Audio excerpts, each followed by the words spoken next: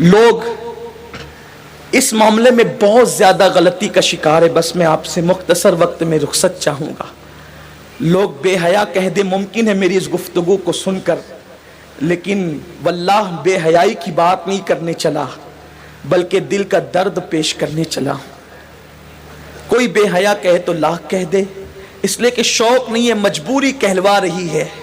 جو کہنا چاہتا ہوں، آج ہمارے نوجوان جس فعل بد میں سب سے زیادہ گرفتار ہیں، زنا سے بھی زیادہ، وہ ہے اپنے ہاتھوں سے اپنے اوپر غسل کو فرض کرنا. مجھے اس سے آسان اور اس سے باحیا الفاظ اس گناہ کے حوالے کی تشریح کے لیے نہیں مل پا رہے ہیں کہ لوگ اپنے ہاتھوں سے، نوجوان حمام کے اندر بیٹھ کر، بیت الخلاء میں بیٹھ کر، تنہائی میں بیٹھ کر اپنے ہاتھوں سے اپنی عصمت سے کھیلتے ہیں اور وہ اپنے ہاتھوں سے اپنے اوپر غسل کو فرض کرتے ہیں. یہ کیا ہے؟ اللہ کے رسول صلی اللہ علیہ وآلہ وسلم فرماتے کہ جو اپنے ہاتھوں سے اپنی شرمگاہوں سے کھیل کر اپنے اوپر غسل لازم کریں، آقا فرماتے اللہ کی، سارے فرشتوں کی اور مجھ محمد کی اس پہ لعنت ہو. حضور جس پہ لعنت کریں. جو بے باک لڑکے، بے باک چھوکرے ہیں، وہ تو زنا کے اڈوں تک جاتے ہیں، لیکن نام میں ہاتھ جو شریف کہلاتے ہیں، وہ ڈرتے ہیں کہ زنا سے پکڑ نہ لیے جائیں، عزت نہ چلی جائے، تو وہ اکیلوں میں، بستروں پر، مکانوں میں، دکانوں میں، تنہائیوں میں اپنے ہاتھوں سے اپنے سرمایے کو برباد کرتے ہیں. میں اپنا دل کا درد اپنے ان بھائیوں تک پہنچانا چاہتا ہوں، اور آپ کے توسط سے دنیا بھر میں میرے جو نوجوان اس فعل بد میں گرفتار ہے، جس پر رسول پاک نے لعنت کی، اللہ نے لعنت کی، حضور علیہ الصلوۃ والتسلیم کے غلاموں، جو اپنے ہاتھوں سے اپنے اوپر غسل فرض کریں، قیامت کے دن ان کو زانیوں سے زیادہ سخت عذاب دیا جائے گا. زنا کرنے والوں سے بدترین عذاب ان لوگوں کو دیا جائے گا. اور میرے آقا علیہ السلام فرماتے ہیں قیامت کے دن کچھ لوگ ایسے ہوں گے جن کے ہاتھ حاملہ ہوں گے، ہاتھوں پر حمل کے آثار ہوں گے. صحابہ نے عرض کی یا رسول اللہ، لوگوں کے، مردوں کے ہاتھ حاملہ ہوں گے؟ آقا فرماتے ہیں ہاں، جنہوں نے اپنے ہاتھوں سے اپنے اوپر غسل فرض کیا ہوگا. اشاروں کی زبان میں اس کا مفہوم عرض کر رہا ہوں. قیامت کے دن وہ اس حالت میں اٹھیں گے کہ ان کے ہاتھ حاملہ ہوں گے.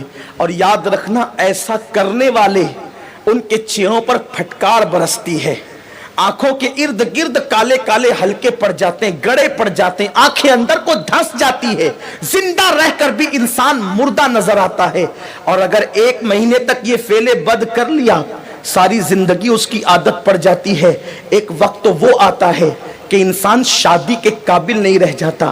جب ماں باپ شادی کا پلان پیش کرتے ہیں، ادھر منہ چھپا رہا ہے، ادھر منہ چھپا رہا ہے، گویا کہ اپنی زندگی کو تباہ کر چکا ہے، برباد کر چکا ہے. سنی دعوت اسلامی کے اجتماع میں آنے والوں، وقت کے اختصار کو ملحوظ رکھتے ہوئے بس اتنا پیغام آپ کو دے دوں، اگر آج سے پہلے کسی نے اپنے ہاتھوں اپنے اوپر غسل فرض کر کے حضور کی لعنت مول لی ہے، اللہ اس کے رسول کی لعنت کا وہ شکار ہوا ہے، اللہ اکبر، تو وہ آج اس سنی اجتماع میں سچی توبہ کرے. اس لیے کہ توبہ انسان کی زندگی کو بدل دیتی ہے. یہ توبہ ہی ہے جس نے فضیل ابن عیاض کو اولیاء کا تاجدار بنایا. یہ توبہ ہی ہے جس نے بشر حافی کو بغداد کے میخانے سے نکال کر کعبے کا مجاور بنایا اور 2 لاکھ حدیثوں کا حافظ بنا دیا. یہ توبہ ہی ہے جو انسان کو بہت بلند مرتبے تک لے جاتی ہے. آج سچی توبہ کر لیں، اس لیے کہ توبہ کرو گے نجات پاؤ گے. ایک حدیث پاک کا خلاصہ اختصار سے اور اپنی گفتگو تمام کروں. جب بھی ایسے گناہ کرنے کو دل چاہے تو اس وقت اتنا سوچنا کہ اللہ دیکھ رہا ہے. اگر یہ سوچ کر کے گناہ چھوڑ دیا تو زندگی کامیاب ہے. میرے آقا علیہ السلام نے اس حدیث کو، عبداللہ ابن عمر کہتے ہیں میرا بچپنا تھا، کم و بیش 7 مرتبہ میں نے حضور سے یہ حدیث سنی ہے. آقا فرماتے ہیں کفل نام کا بنی اسرائیل میں ایک شخص تھا، ایک جوان تھا، گناہ کرنا اس کی عادت تھی. ایک مرتبہ ایک لڑکی کو پیسوں کی ضرورت تھی، محلے میں کسی نے نہیں دیا، سینکڑوں کی ضرورت تھی، اس نے ہزاروں دے دیے۔ لڑکی نے شکرانے کے طور پہ اسے دیکھا، اس نے لڑکی کو کہا ایک کام کرو، میں نے اتنے پیسے دیے ہیں، اس کے بدلے میں کچھ نہیں چاہتا، بس اتنا چاہتا ہوں کہ تم میرے گھر چل کر تھوڑی دیر بیٹھ جاؤ اور مجھ سے کچھ باتیں کر لو۔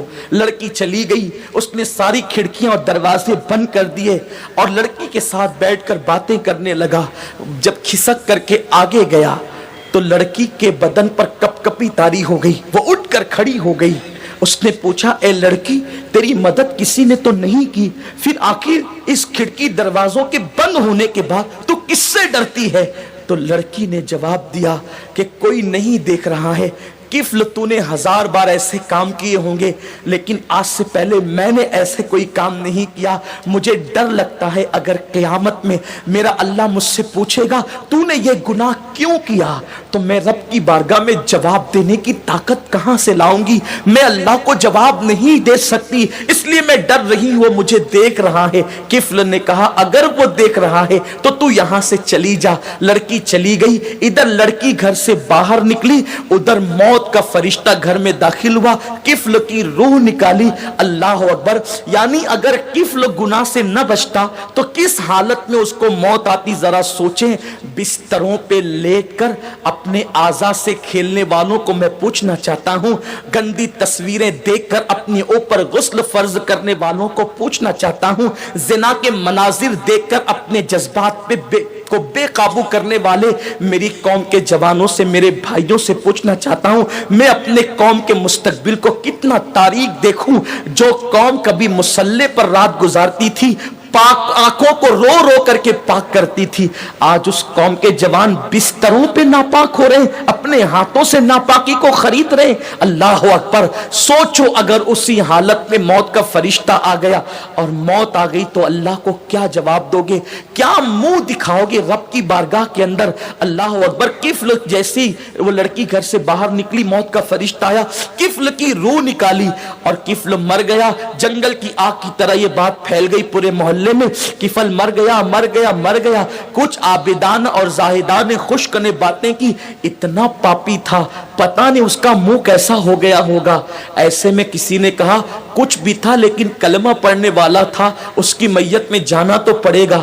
جب لوگ اس کی میت میں گئے تو اس کے گھر پر قدرتی قلم سے لکھا ہوا تھا کہ کفل اللہ سے ڈر کر ایک گناہ سے بچ گیا، اللہ نے اس کی ساری زندگی کے گناہوں کی مغفرت فرما۔